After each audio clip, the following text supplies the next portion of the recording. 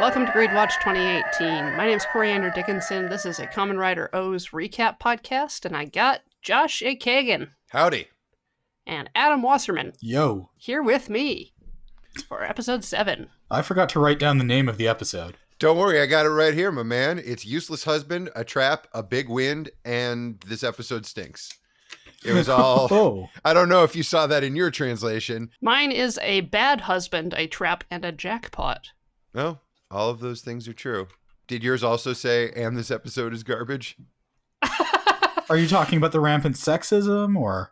Yeah, at the beginning of, talking about the show in general, and I mentioned there's some characters I don't like for specific reasons. This is the couple I was referring to. Oh, they seem lovely. They seem like they just need, like a nice vacation. Like they need to go to Palm Springs for the weekend and really just sort of get back in touch with... Just separately? Yeah, separately. Or at least a shoe's length away from each other. She looks like she can kick a shoe pretty far. And who knew that was going to be a theme of this episode, where it's just hot shoes a-flying for no motherfucking reason that I can put my... Oh, anyway, we start off at the good old couscousier. Now their cultural appropriation has extended to Japan. God. At first we think it's ninja-themed, but no, it's old Edo. Is it appropriation if it's their own country? I think that's just appropriate. Thanks for explaining my joke to me, Josh. I did it. Good work. We won. We won comedy together as a team. Mission accomplished. We did it. So Hina's taken some time off from work to go to have a test at school where she goes too often. At least once or twice a week. She's so easily surprised. And there's AG dressed as a samurai. Okay. What? Okay, maybe you two can explain to me what the absolute fuck is going on in this. Right off the Comedy. bat. All of my... Yeah. Are you sure? Because it wasn't doing the thing where I laugh.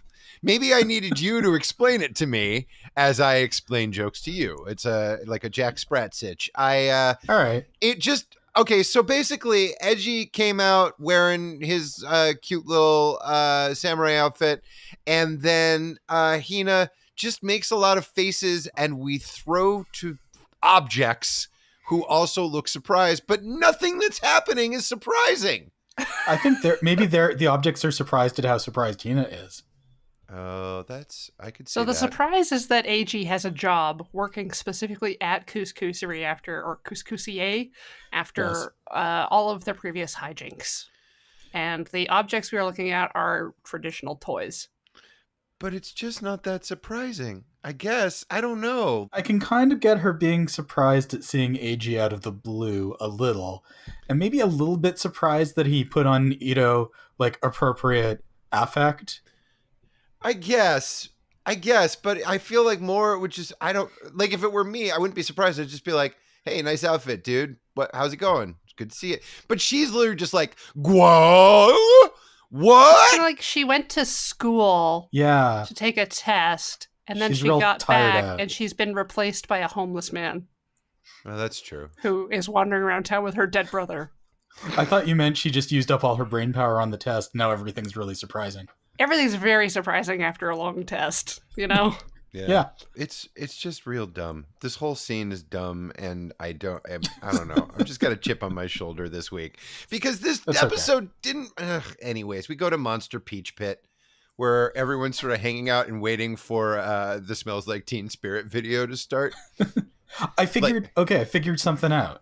Hit me. Okay, so there's 4 of the Greed, and they're color coded. And they hang out at a juice bar. They're basically a Sentai team. Okay. There would be 5 of them if Ankh was working together. And he's the red one. There technically are. Ankh just doesn't chill with them. Exactly. So I referred to them in my notes as the Greed Rangers, and I will continue to do so. You can't stop me. But that's going to be confusing because there's a green one. So we got the green Greed Ranger. And it's hard. It's hard for you. It is. Greed Green Ranger. Greed Green Ranger. The tip He's of the the tongue. Green Ranger. It's the Green Ranger. Greened. You've He's been the Green greened. Ranger with 3 E's. And he's walking on a desk with a golf club and swinging and drinking from the bottle. And in this shot, like every single Greed is in their kind of human form, and it flashes back and forth to That their was cool. transform form. Yeah. But there's also like lighting colors for every one of them, like in addition to their cloth, which I really liked. It really did seem like a 1993 video was going to break out. Like at any moment, somebody was going to start singing, somebody was going to start belting something. But instead, we just get sort of the plan for this week. Their big plan. They've actually, after 7 weeks, it seems like one of them was like, hey, what if we like made a plan or whatever and didn't just run around and put coins in jerks' heads? Wait, Josh, I have a really important question for you. Hit me. Do you know what year this show was made? You told me. It's like 2000 and something? Okay. I was just wondering. Why? Well, no, because maybe you thought it was from the 90s. I don't know. Oh, no. And then it would be more authentically 90s. No, but it's, I mean, checking. you can't disagree that it's not 90s as fuck. Oh, no, it looks like Nirvana's about to walk in any second. Yeah. I just have to say that there's a mesh shirt. Like, It smells what like else do you Green need? Spirit. Oh! I'm Oh, on fire today. I see what you did there. What you did was you compared it. Never mind. Jesus Christ. So everybody's wondering where Gamel is. Where's that guy Gamel? He's off getting ready for he's about to do his part in whatever big plan they got this week. Maybe he's chasing that guy who's running away from something scary. That sure is what they want us to think. And while we see this dipshit who we are unfortunately going to have to spend some time with in this episode, running for his life, shouting, "They'll kill me! They're going to kill me!" Blah blah blah. We hear the Greed back at the Peach Pit talk about how Gamel is the Greed who loves Greed the most. Yep. He's like extra Greed. So mine was more he's the Greed that is most in touch with his desires. Yeah, that makes sense too. Also, I like that they shoot the man running scene inside of like a bike parkade, which is not something you usually see. Yeah. Especially not in North America. No. He's running up an escalator. He's running down the street. Something pretty scary must be coming after him, guys. Something terrifying. It's a shoe. It's a shrew. Oh, God. It's a true. Oh, no. A shoe. That should have been the name of this week's episode. A shoe, a shrew. I don't know. A Canal, Panama. Oh no! That dumb guy. He's got a wife, and she's real mad at him somehow. Because that's. Wow, Adam, that's a really good point. And hey, single folks out there listening to our Cayman Rider podcast, just know that there's somebody out there for everybody because... Some horrible, horrible person. Well, here's the thing. And we can get into how the wife character is a terrible shrew. Abusive. Abusive, I would say that as well. She is no good, but husband guy seems like a real piece of shit. Stealing her money and whatnot, not having a job. Yeah. I mean, they both seem kind of awful. Oh no, they're a Charles Bukowski short story waiting to happen. They're just 10 bottles of whiskey away from being. Wasn't Bukowski a poet? He wrote short stories too, I think. He wrote a bunch of stuff. Oh, okay. Mostly IOUs for all of the beer that he drank. Because he did not have any money. So while the fucking Lockhorns yell and throw shoes at each other, Gamel is sitting there in human form, just like, this is great. Hooray. I love watching people be awful to each other. So do you, audience, I guess. And then he puts a coin in his own head, and the fucking the bull monster from American Horror Story Coven pops out of his back. Wow, I would have just called Deep it a cut. Minotaur, but yeah. A Minotaur with, I would like to point out, no horns. Like, he's got, like, stubs. He's like Hellboy. He's real gross. He doesn't ever stand still long enough for me to get a good look at him, which seems fine. Is this the first time that a Greed has just pulled a yummy out of their own brain? This is apparently how Gamel rolls. He auto-medals. Okay. Ew. Oh. I mean, I could come up with a worse term. The couple fight and eating a large container full of snacks and junk food, and he loves this shoe throwing idea. So he gets the Minotaur to use its psychic powers, I guess, to throw shoes. Oh, later. Oh, please, let's save that. Oh, this is not fine. Not time. Okay. Back at the clubhouse, Uva smashes a full bottle of alcohol. What a waste. I mean, it looked like they were just swigging a big bottle of Chambord, which is like not a thing you generally kind of knock back. I mean, that's like drinking dessert topping. Huh. I mean, who knows what greed taste buds are like? Oh, that's true. So my read on the greed is that they are a bunch of rowdy punk youth, like teens without a cause. Oh, yeah. So they have gone into this abandoned clubhouse with their magazines and are raiding whatever alcohol and other booze they can find.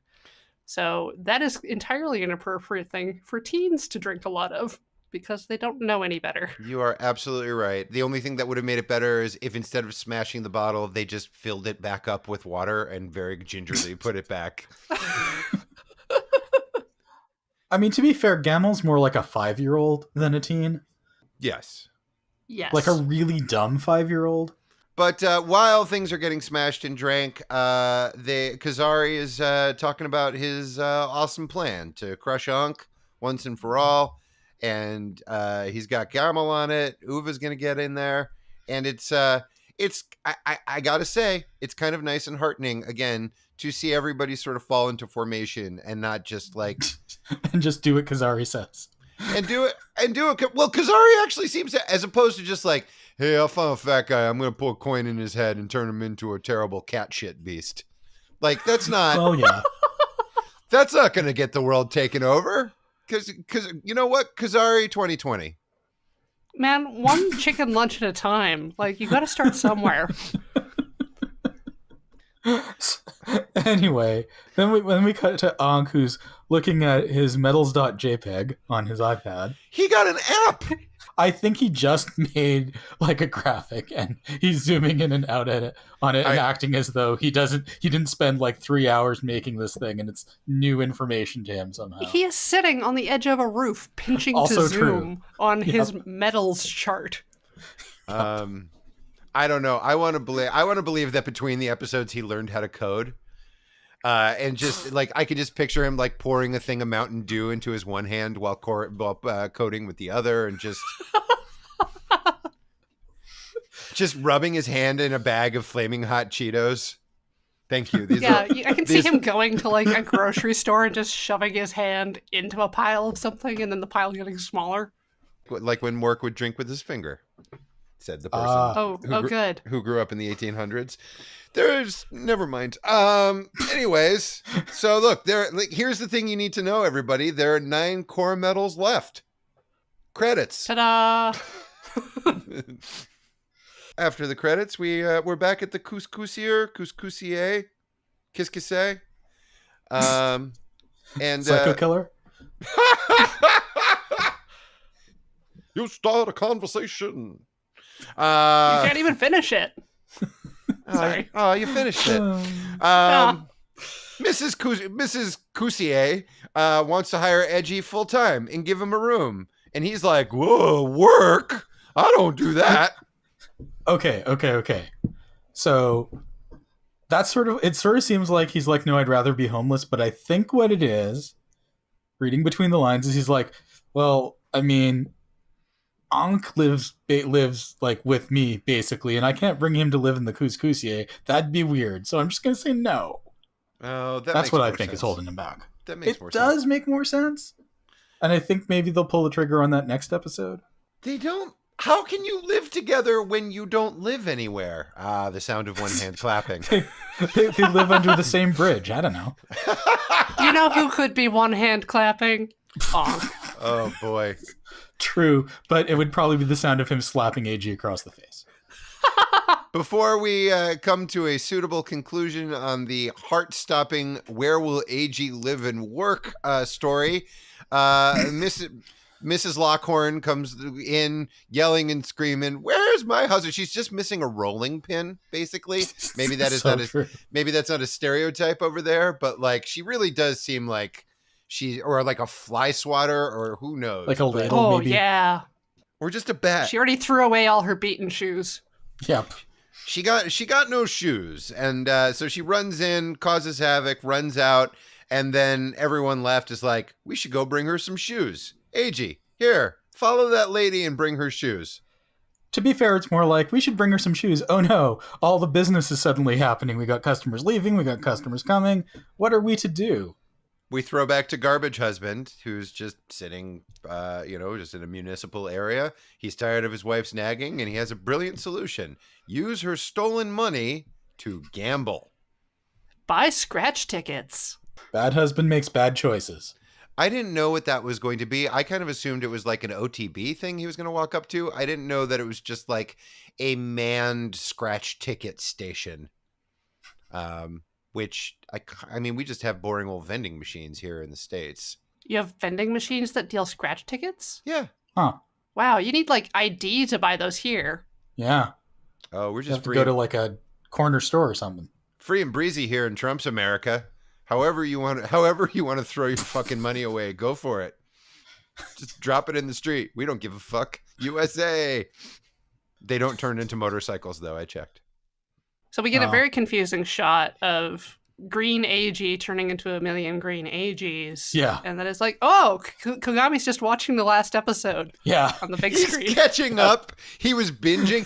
The only thing that would have made this better and more confusing is that after that, if it had cut to Kugami watching himself on television. Oh, Like, Oh my God. Oh, good. We're here in the episode now. I can stop watching. I remember like last time he spoke from a TV. So like Yes. watching himself speak from a TV somewhere. The Hall of Infinite Kugamis. Hey, Adam. Cake Watch 5. Do-do-do-do-do-do-do-do-do-do. I should come up with something like cakey. Wait. I go at. I want a girl with a short skirt and a long henshin. I actually do. That sounds tremendous. Oh, Actually, ladies. if Satonaka had a long henshin, she would fit the bill. She wears longish jackets. I mean, not long, but Yeah, yeah. Anyway, Oh, I get it. It's a cake song. Corey, really, Corey? Yes. this is going great. What the fuck is happening? Oh, Goto's telling Kugami that he doesn't want to work with AG because AG's working with Agreed, and Goto quit the police force so that he can help Yeah. save the world. How's that working He's out for just you, telling Goto? everyone now. and Kugami throws that back at him like, "That's right, we are going to save the world." Now deliver this cake and don't let it slip. And I love the framing of the shot because Kogami's like taking up like a full third of the entire right hand side of the screen, and then you've just got Goto and Sakonaka sort of off behind him because he's like right in the foreground. It's delightful. It's like he managed to fill as much of the screen as he felt his importance deserved. Comparatively, Yes. it's so good. I love Kogami so much. He's great. He's great.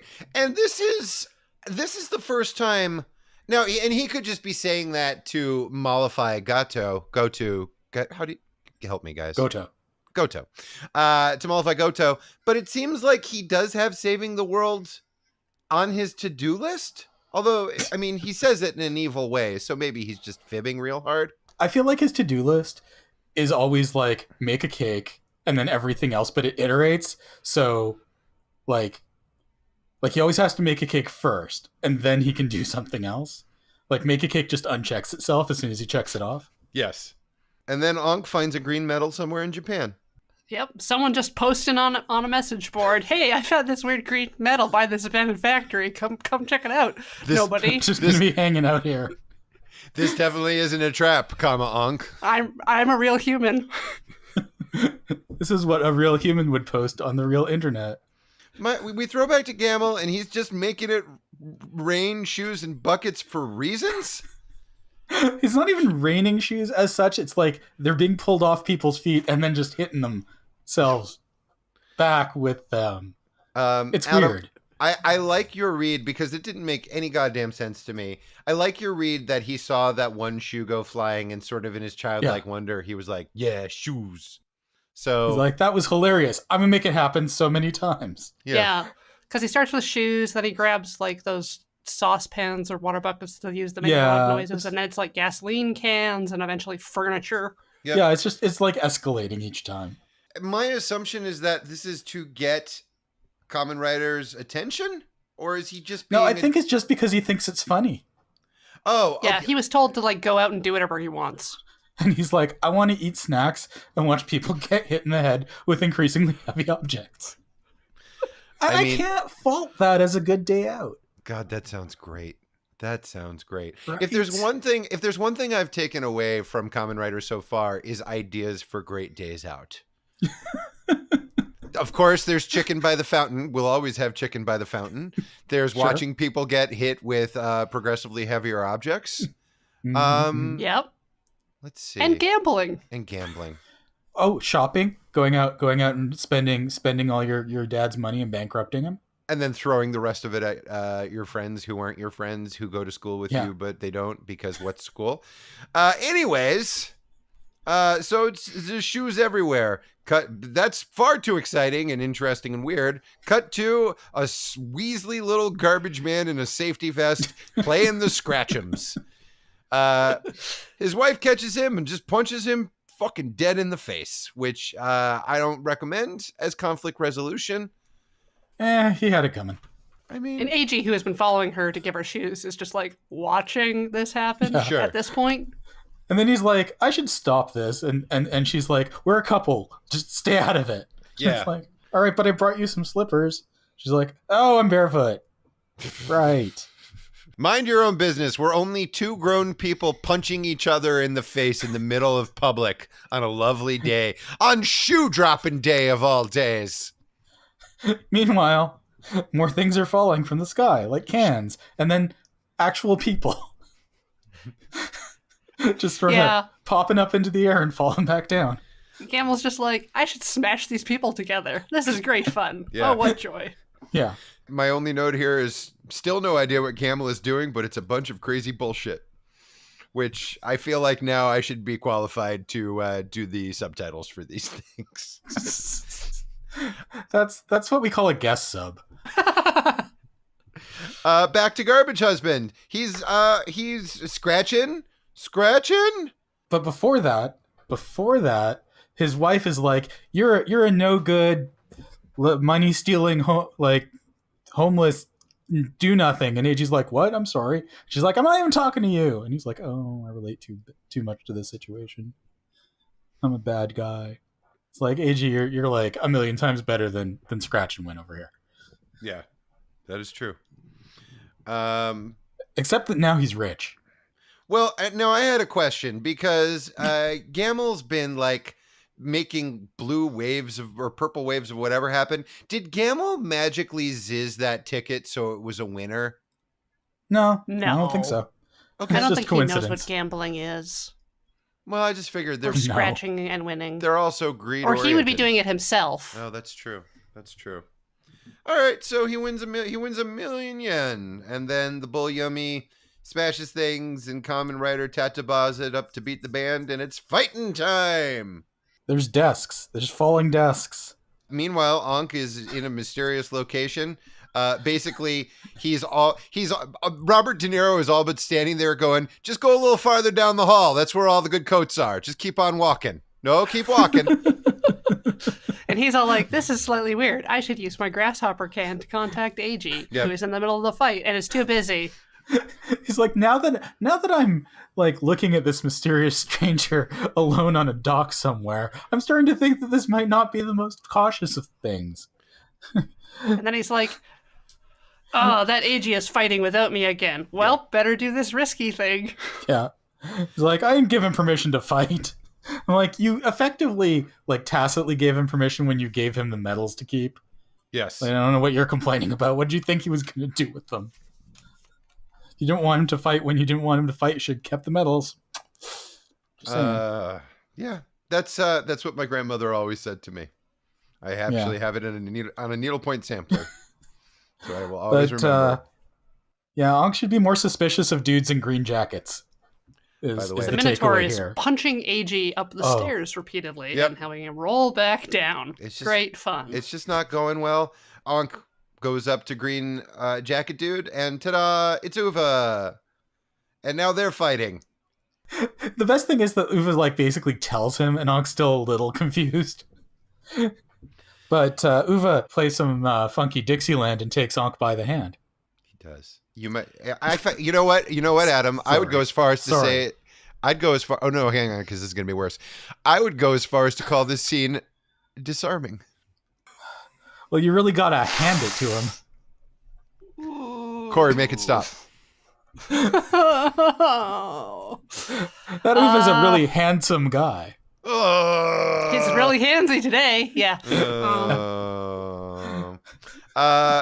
Ankh gets his ass handed to him, which I guess I didn't know I needed to see. Well, his arm. Maybe his hand handed to him? He gets his hand asked to him. It's pretty heavy-handed, if you ask me. Oh, no. This is it. This is the rest of the episode. Sorry.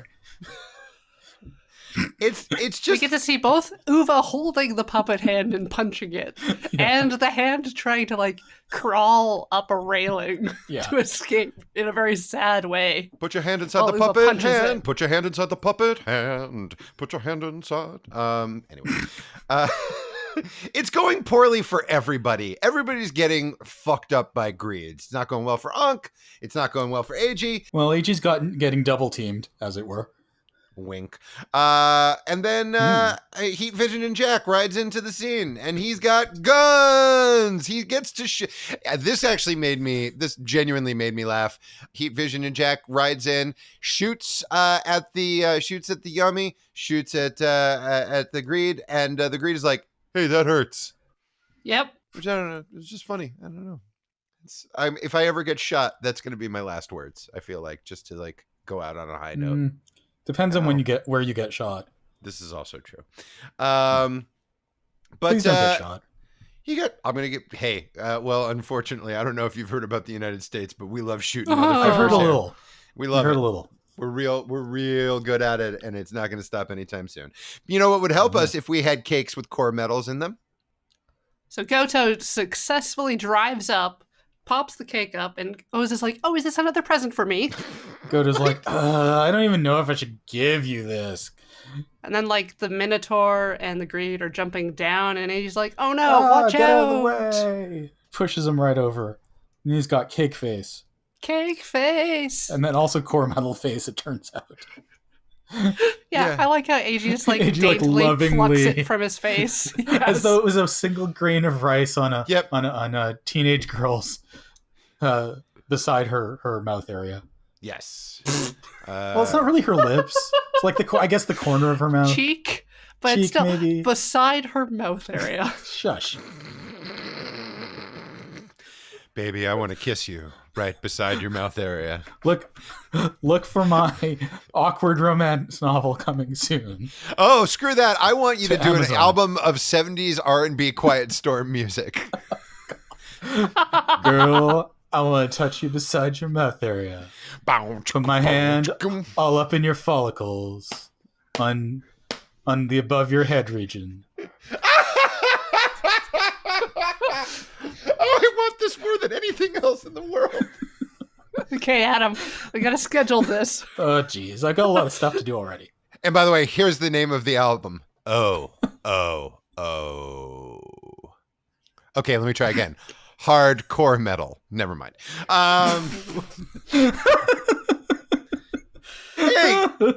Hey, guess what? I got a brand new pair of roller skates, I got a brand new key, and AG's got a brand new medal, and that means one thing and one thing only. He's got shiny, bright chicken face.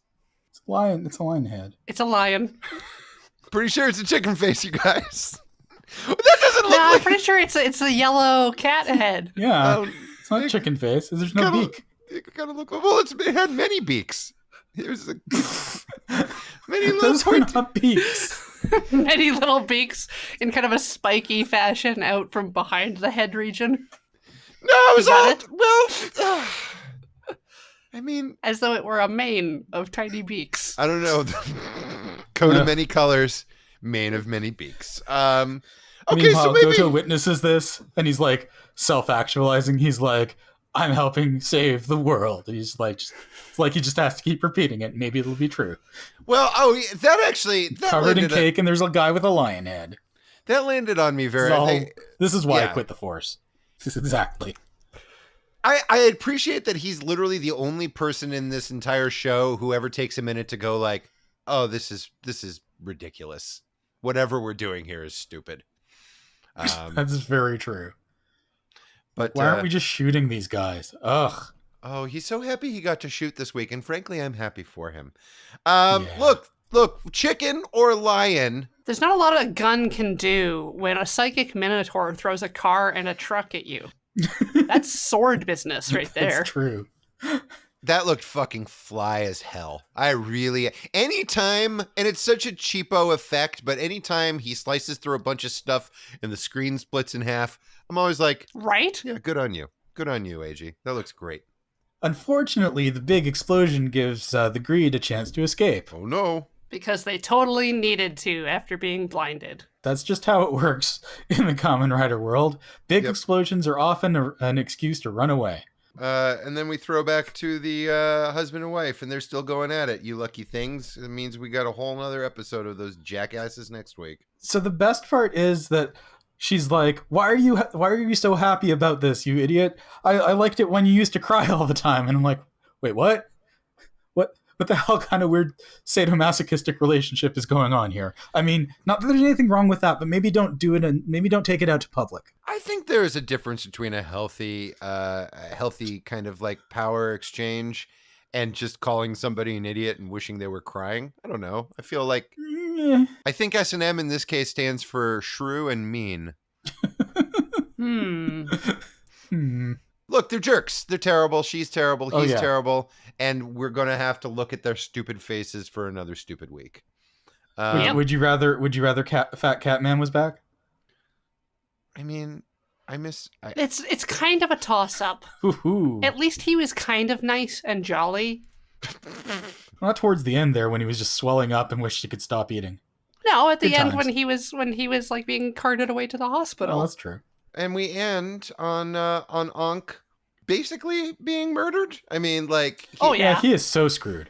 Yeah, Uva takes all of the coins out of him, and then leaves him basically to die on a fence. Kids, dun dun dun dun dun. Deal with that for a week. Tune in next week. Yeah, tune in next week, where one of the first things they show is Ankh just like up and around and being fine. So much for any suspense or anything. Nah, there's gonna be follow-up. They wouldn't forget. This isn't Kamen Rider Ghost. Yeah. Follow up on plot threads. Oh, you sure told me by saying something I don't know about. Yep. Listen to our other podcast.